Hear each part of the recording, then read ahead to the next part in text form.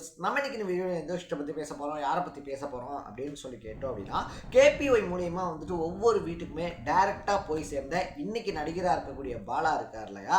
So அவர் வந்துட்டு பார்த்தோம் அப்படின்னா திடுதிப்புன்னு நடிகர் அபிநயை போய் மீட் பண்ணி அவருடைய மெடிக்கல் எக்ஸ்பென்சஸ்க்காக 1,00,000 ரூபா கொடுத்த விஷயம் அப்படின்றது சோஷியல் மீடியாவில் இப்போ அதிகமாக பகிரப்பட்டுக்கிட்டு இருக்கு.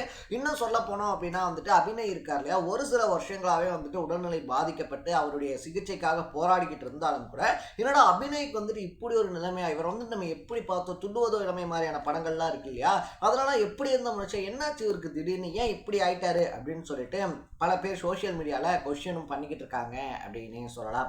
ஒரு காலகட்டத்தில் வந்துட்டு பார்த்தோம் அப்படின்னா மாடலிங் இருக்கு இல்லையா, அதில் கொடிகட்டி பறந்தாரு. 3 ரோசஸ் ஆட்ஸ் எல்லாம் இருக்கு இல்லையா, 3 ரோசஸ் ஆட்னாலே அதில் அபிநய் தான்ப்பா வருவார் அப்படின்னு சொல்லக்கூடிய அளவுக்கு வந்துட்டு பார்த்தோம் அப்படின்னா பார்க்கவே பல அப்படி இருந்த மனுஷன் இன்னைக்கு வந்துட்டு பார்த்தோம் அப்படின்னா கல்லீரல் நோயால் பாதிக்கப்பட்டு நான் ரொம்ப நாள்லாம் இருக்க மாட்டேன், நான் சீக்கிரமா போயிடுவோம் பாலா அப்படின்னு சொல்லிட்டு அந்த வாய்ஸ்ல இருக்கக்கூடிய ஏக்கம் இருக்கு இல்லையா, அது வந்துட்டு பார்த்தோம் அப்படின்னா பார்க்கக்கூடிய எல்லாத்தையுமே கலங்கடிச்சிருக்கு அப்படின்னு சொல்லலாம். ஸோ யார் இந்த அபிநய், அதை தாண்டி வந்துட்டு 2002 இன்னைக்கு முன்னணி நடிகர்கள்ல ஒருத்தரா இருக்கக்கூடிய தனுஷ் இருக்கார் இல்லையா, அவருடைய படத்திலேயே அறிமுகமானாலும் தனுஷ் இன்னைக்கு உச்ச நட்சத்திரமா இருக்கும்போது அபிநயால ஏன் உச்ச நட்சத்திரமா வர முடியல, தனுஷ் எந்த இடத்துல பிடிச்சதை அபிநய் எந்த இடத்துல விட்டாரு, அதை தாண்டி அபிநயனுடைய சுச்சுவேஷன் என்ன அப்படின்ற மாதிரி பல விஷயங்களை தான் இந்த வீடியோவில் நம்ம பேச போகிறோம். அதுக்கு முன்னாடி நம்ம சேனலுக்கு நீங்கள் புதுசாக வந்திருந்தீங்க அப்படின்னா இதே மாதிரி அப்பப்போ அப்டேட்டாக போயிட்டு இருக்கக்கூடிய விஷயங்கள், அது கரண்ட் அஃபேர்ஸாக இருந்தாலும் சரி, பாலிடிக்ஸாக இருந்தாலும் சரி, ஸ்போர்ட்ஸாக இருந்தாலும் சரி, அப்பப்போ அப்டேட்டாக போயிட்டு இருக்கக்கூடிய விஷயங்கள் இருக்கு இல்லையா, அதை நீங்கள் தொடர்ந்து தெரிஞ்சுக்கணும் அப்படின்னு ஆசைப்பட்டீங்கன்னா மறக்காம சேனலை ஃபாலோ பண்ணி சப்ஸ்கிரைப் பண்ணிக்கோங்க. ஃபர்ஸ்ட் ஆஃப் ஆல் நம்ம வந்துட்டு பார்த்தோம் அப்படின்னா அபிநய் இருக்கார், தனுஷோட துள்ளுவதோ இளமை அப்படின்ற படத்துல 2002 சினிமாக்குள்ள இன்ட்ரடியூஸ் ஆகிறாப்ல அப்படின்னு சொல்லலாம். அதுக்கப்புறமா தொடர்ந்து எக்கச்சக்கமான படங்கள் அப்படின்றது நடிக்கிறாரு. ஜங்ஷன், சிங்கார சென்னை, அதை தாண்டி பொன்மேகலை, சக்சஸ், தாசு, தொடக்கம், கதை அப்படின்ற மாதிரி எக்கச்சக்கமான படங்கள்ல நடிச்சுக்கிட்டு இருந்தாப்ல அப்படின்னு சொல்லலாம். இந்த சினிமாவை பொறுத்த வரைக்குமே வந்துட்டு சொல்லணும் அப்படின்னா சினிமா அப்படின்றது ஒரு ரொம்ப பெரிய மாய வலை அப்படின்னு வந்து சொல்லுவாங்க.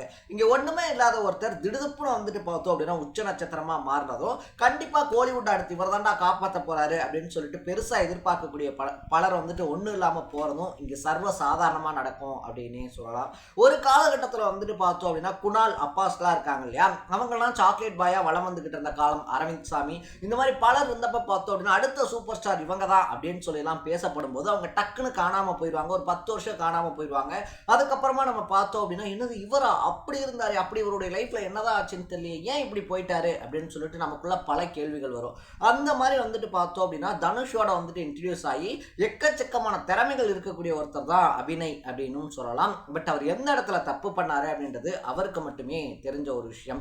பட் அவரோட இன்ட்ரடியூஸ் ஆன தனுஷ் இருக்கார் இல்லையா, இன்னைக்கு வந்துட்டு பார்த்தோம் அப்படின்னா தமிழ்ல தவிர்க்க முடியாத நட்சத்திரம், போயஸ் கார்டன்ல 200 கோடி ரூபாய்க்கு வீடு அப்படின்ற மாதிரி சர்வ வசதிகளோட இருக்காரு அப்படின்னு சொல்லலாம். இது வந்துட்டு பார்த்தோம் அப்படின்னா தனுஷை நம்ம வந்துட்டு எப்படி சொல்றது, அவர் சம்பாதிச்சிட்டா இருப்பா லக்கு அப்படின்லாம் வந்துட்டு நம்ம சொல்லிட முடியாது. ஏன்னா தனுஷ்க்கு அப்புறமா இன்ட்ரடியூஸ் ஆன சிவகார்த்திகேயன் இருக்கார் இல்லையா, சிவகார்த்திகேயன் மாதிரி பல ஆக்டர்ஸ் இன்னும் அப்பப்போ வந்துக்கிட்டே இருக்காங்க, பீக்குக்கு போய்கிட்டே இருக்காங்க, உச்ச நட்சத்திரமா மாறிக்கிட்டே இருக்காங்க.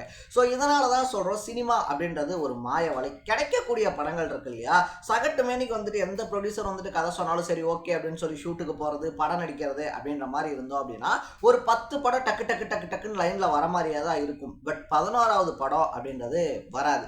அதே நேரத்தில் தனுஷ், சிவகார்த்திகேயன், சூப்பர் ஸ்டார் ரஜினிகாந்த், அதை தாண்டி கமலஹாசன், சூர்யா, விஜய், இவங்க எல்லாருமே அப்படின்னா தேர்ந்தெடுக்கக்கூடிய கதை இருக்கு இல்லையா, வருஷத்துக்கு ஒரு படம் பண்ணாலும் சரி, இல்லை ஆரம்ப காலகட்டத்தில் வருஷத்துக்கு 2 படம் அப்படின்றது பண்ணாலும் நல்ல தரமான டைரக்டரா வந்து தேர்ந்தெடுப்பாங்க. கதையை யார் பண்றாங்க, கதை என்ன மாதிரி இருக்கு, அது ஆடியன்ஸ்க்கு பிடிக்குமா பிடிக்காதா, ஆடியன்ஸ் கிட்ட போய் ரீச் ஆகுமா, நமக்கு சம்பளம் வருது அப்படின்றத தாண்டி வந்துட்டு பார்த்தோம் அப்படின்னா அது மக்கள் கிட்ட நம்மளை கொண்டு போய் சேர்க்குமா அப்படின்றதுல கான்சென்ட்ரேட் பண்ணுவாங்க.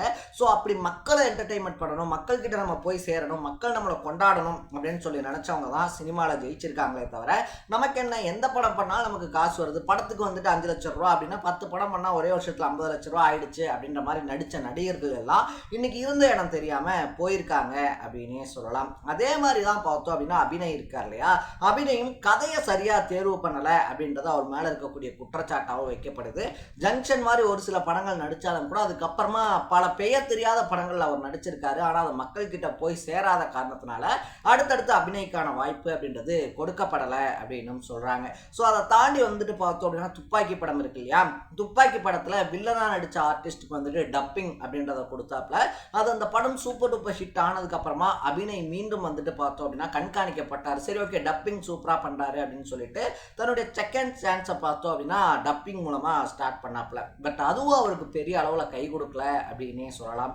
ஒரு காலகட்டத்தில் வந்துட்டு பார்த்தோம் அப்படின்னா அவர்கிட்ட இருந்த எல்லா படங்களும் கையை விட்டு போகுது, டப்பிங்கும் பெருசாக வாய்ப்புகள் வரல, எக்கச்சக்கமாக வந்துட்டு பணத்தில் புரள்வார் அப்படின்னு சொல்லி எக்ஸ்பெக்ட் பண்ணப்பட்டவர் சாப்பிட 2 ரூபா கூட இல்லாமல் நான் அம்மா உணவகத்தில் சாப்பிட்டுக்கிட்டு இருக்கேன் அப்படின்னு சொல்லி எல்லாத்தையும் அதிர்ச்சியில் உரைய வச்சிருந்தாரு அப்படின்னே சொல்லலாம். ஸோ அவருக்கு கல்லீரலில் பார்த்தோம் அப்படின்னா சிரோசிஸ் அப்படின்னு சொல்லக்கூடிய நோய் இருக்குது. அதுக்கு ஆப்ரேஷன் பண்ணணும் அப்படின்னா கிட்டத்தட்ட 28 லட்சம் ரூபா அப்படின்றது செலவாகும் அப்படின்னு சொல்லப்படுது. ஸோ இப்படி ஒரு சுச்சுவேஷனில் தான் பார்த்தோம் அப்படின்னா கேபிஒய் பாலா இருக்கார் இல்லையா, அவர் வந்துட்டு நேராக போய் அபிநயை பார்த்ததோட மட்டும் இல்லாமல் அவருடைய மருத்துவ செலவுக்கு 1 லட்ச ரூபா கொடுத்து, அது மட்டும் இல்லாமல் நீங்கள் மறுபடியும் சினிமாவில் நடிப்பீங்க சரியாகி வந்ததுக்கப்புறமா அப்படி நீங்கள் நடிக்கும் போது உங்கள் படத்தில் எனக்கு ஒரு வாய்ப்பு தருவீங்களா அப்படின்னு சொல்லி கேட்டு மனதளவில் ரொம்பவே துவண்டு போயிருந்த அபிநய் இருக்கார் இல்லையா, அவரை கொஞ்சமாக சிரிக்க வச்சிருந்தாரு அப்படின்னே சொல்லலாம். ஸோ பாலா எக்கச்சக்கமான உதவிகள், அது சமூக செயல்பாடாக இருந்தாலும் சரி, அதை தாண்டி இந்த மாதிரி நலிவுற்ற கலைஞர்கள் இருக்காங்க இல்லையா, அந்த மாதிரி எக்கச்சக்கமானவரை தானாக தேடி போய் உதவி பண்ணுறது அப்படின்றத தொடர்ந்து பண்ணிக்கிட்டு இருக்காப்புல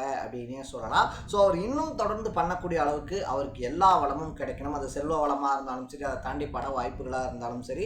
ஸோ இந்த மாதிரி ஒரு ஆளுக்கு நிறைய கிடைச்சாதான் அவர் நிறைய கொடுப்பாரு அப்படின்றதுனால என்னுடைய சார்பாக நம்ம சேனல் சார்பாக பாலாக்கு ரொம்ப பெரிய வாழ்த்துக்கள் அப்படின்றத தெரிவிச்சுக்கிறோம். நீங்கள் அபிநய் அவர்களை பற்றியும் பாலா இருக்கார் இல்லையா, அவரை பற்றியும் என்ன நினைக்கிறீங்க அப்படின்றத கமெண்ட்டில் போட்டு இதே மாதிரி அப்பப்போ அப்டேட்டாக போயிட்டு இருக்கக்கூடிய விஷயங்கள், கரண்ட் அஃபேர்ஸாக இருந்தாலும் சரி, பாலிடிக்ஸாக இருந்தாலும் சரி, ஸ்போர்ட்ஸாக இருந்தாலும் சரி, அப்பப்போ அப்டேட்டாக போயிட்டு இருக்கக்கூடிய விஷயங்களை நீங்கள் தொடர்ந்து தெரிஞ்சுக்கணும் அப்படின்னு ஆசைப்பட்டீங்கன்னா மறக்காம சேனலை ஃபாலோ ஒன் சப்ஸ்கிரைப் பண்ணிக்கோங்க. நாளைக்கு இதே மாதிரி இன்னொரு இன்ட்ரெஸ்டிங்கான வீடியோட சந்திக்கலாம். டடா, பை பை.